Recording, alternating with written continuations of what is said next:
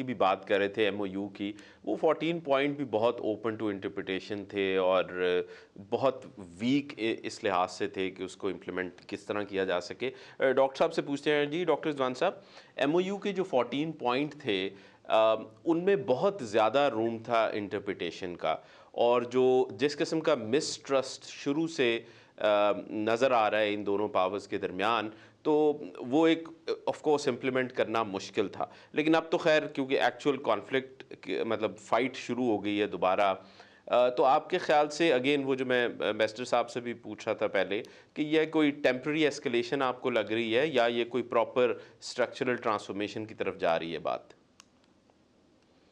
जी बहुत शुक्रिया अपने प्रोग्राम में मदु करने का।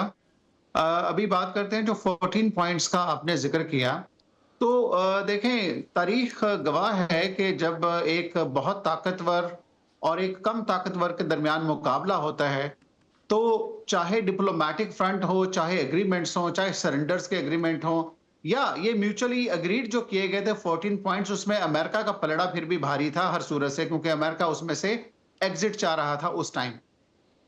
एक चीज़ के साथ शुरू करूँगा, राइट। वो ये है कि आईआरजीसी को एक इनकलाबी सोच से निकल कर एक सियासी सोच में आना पड़ेगा।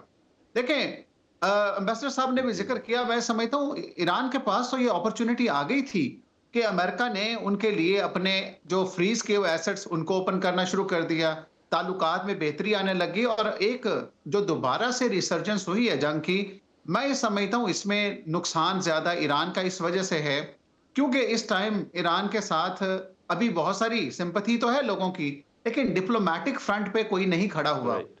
ये मसला है ईरान के साथ। अभी मैं ये कहना चाहूँगा, जंग किसी सूरत भी खित्ते के मुफाद में नहीं है। अम्बासडर साहब ने भी उसका ज़िक्र किया। देखिए, हूथी राइट। रेबल्स अभी भी ईरान का वो आखिरी ट्रम्प कार्ड हैं जो वो इस्तेमाल कर सकते हैं। बाबुल मंदब बंद तो पूरी दुनिया बंद। मैं ये समझता हूँ कि अभी जी, जी। जब वो बंद हो जाएगा तो अमेरिका और उसके इत्तेहादी सारे जंग में कूद पड़ेंगे। वो कहेंगे कि ये absolute shear violation of international law है, और उसमें ईरान को भी पता है कि इसी वजह से इस तरह का कोई अभी तक वो उन्होंने इकदाम नहीं उठाया।